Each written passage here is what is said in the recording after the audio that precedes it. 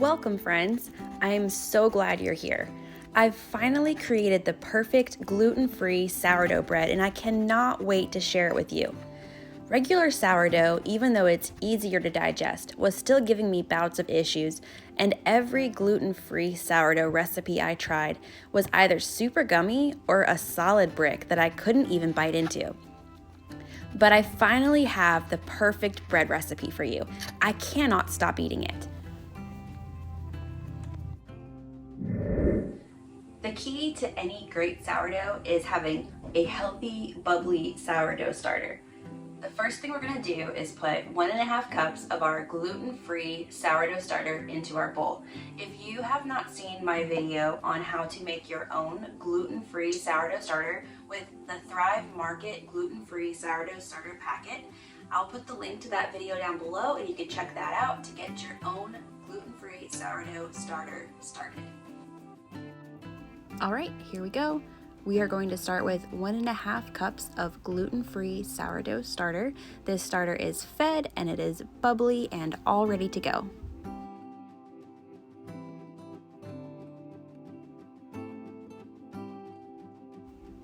Add 1/4 cup of cane sugar. Next, we're going to sprinkle in 3 tablespoons of psyllium husk powder. If you have a hard time sourcing psyllium husk powder, one of the places I found it is at the health food store, like a Vitamin Shop or GNC.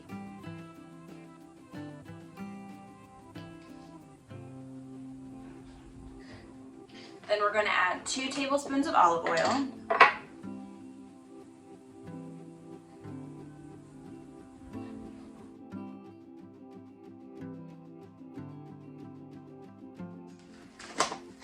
And then 2 teaspoons of salt. I prefer the pink Himalayan sea salt. If you use regular table salt, I would probably do 1.5 tablespoons because it has a stronger flavor. Then we're gonna get this into the stand mixer and get it whipped together.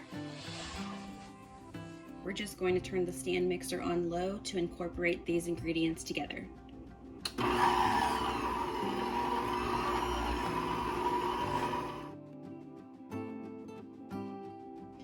Next, we're going to add in 1/2 cup of almond flour. I'm using Bob's Red Mill almond flour and 1/2 cup of coconut flour. We are going to add in 1.5 cups of 1-to-1 baking flour. I have used Bob's Red Mill.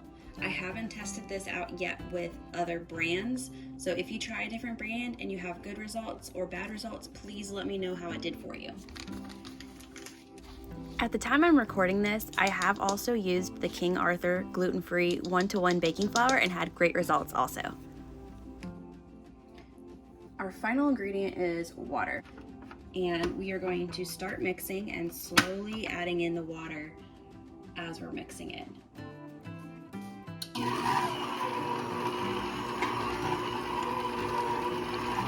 We're going to just do a little bit of water at a time.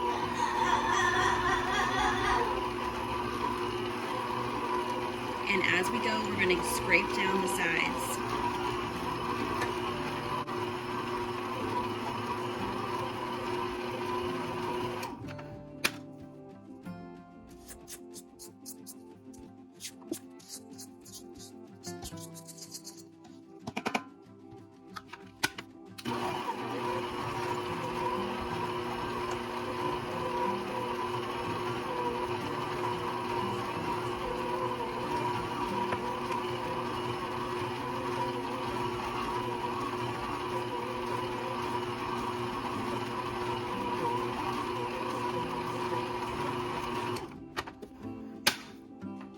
My first cup of water is all in here, and I grabbed a second cup of water to add a little bit more. We want it to be fully incorporated and not quite sticky, but it's still very powdery, so we definitely need some more water in here. The one thing about using psyllium husks and different gluten-free flours is that they do take up a lot more water than regular flour does.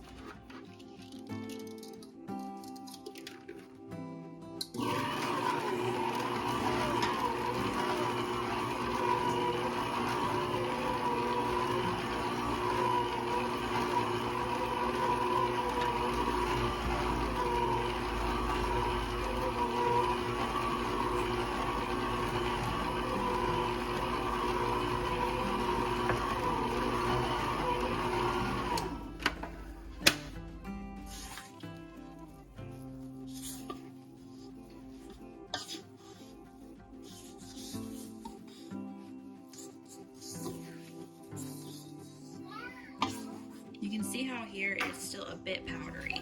So I like doing the water last because it really can depend on your elements in the weather and things, how much water you really actually need. And as you get really good at making sourdough, you'll really develop a feel for how to know when your dough is looking the right way.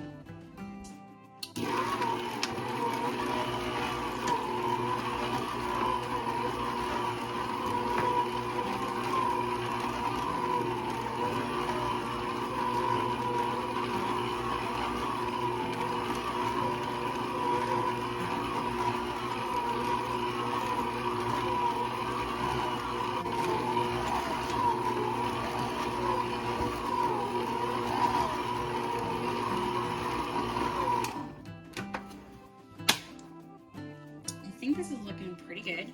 So I have a 1/4 cup of water. Actually, no, let's look at this.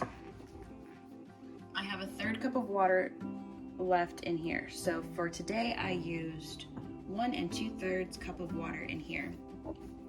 Factors that may be affecting this today: it's been raining for 3 days here, so the humidity is very high.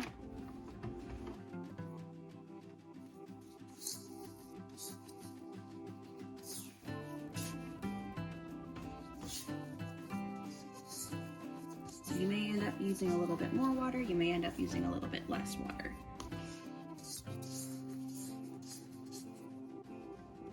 You can see how this dough is starting to come together here.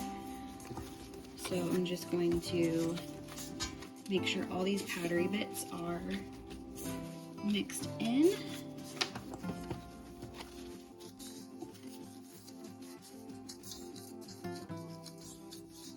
Feels like it has good moisture.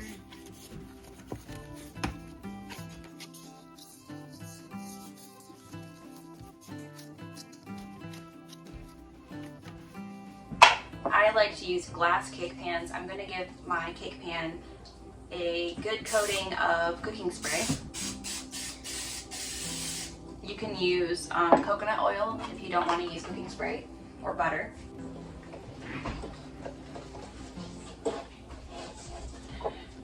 Alright, and then I am going to mold this bread, this dough, into the shape that I would like it to be in my bread pan.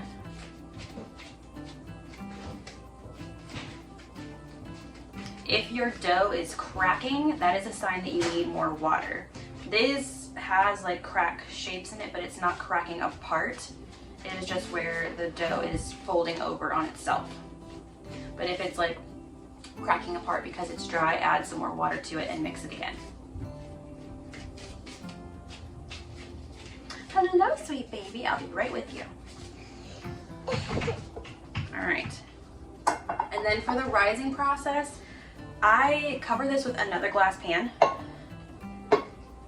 and I let it sit like that for 8 to 12 hours generally before I put it in the oven. So we're gonna let this sit and rise. It doesn't actually rise because it's gluten-free, and we'll come back in 8 to 12 hours and give it a go. One trick I have found super helpful is to feed my starter at the same time that I am making bread. Since gluten-free sourdough doesn't rise the same way as regular sourdough, I can judge when to put the loaf in the oven by seeing when the starter peaks. I use 1/2 cup of filtered water and 1/2 cup of brown rice flour. I'm going to put links to all of these flours down below. I am an Amazon affiliate, so if you do get anything from these links, I will receive a small commission. If you've done a good bit of from scratch cooking, one thing you learn is that things don't always go the same way.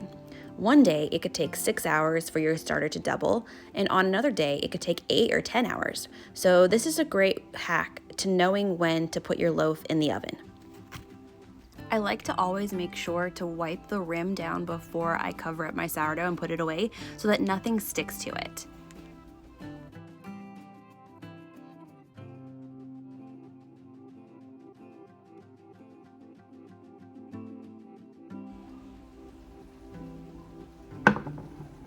I like to put a rubber band on my jars also. That way I can easily mark where the sourdough is before it starts to rise, and I can judge when it's starting to fall.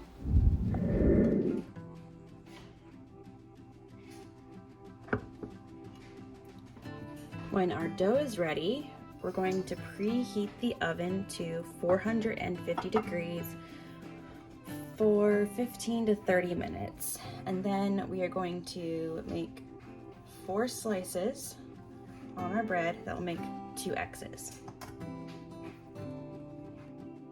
I put a cookie sheet underneath my bread so that it keeps the bottom from burning, and then I put the bread in the oven with the other pan on top, just like how it was rising. This keeps the steam in and makes a delicious loaf.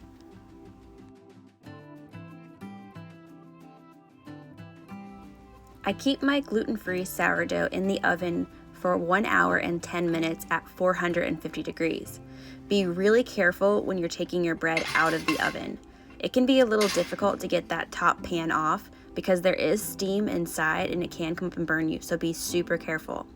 You want your bread to reach 190 degrees internally with a thermometer.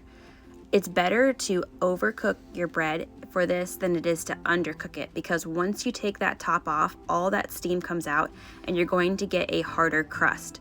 Err on the side of longer in the oven. Every oven is different, and so the time can vary depending on your oven.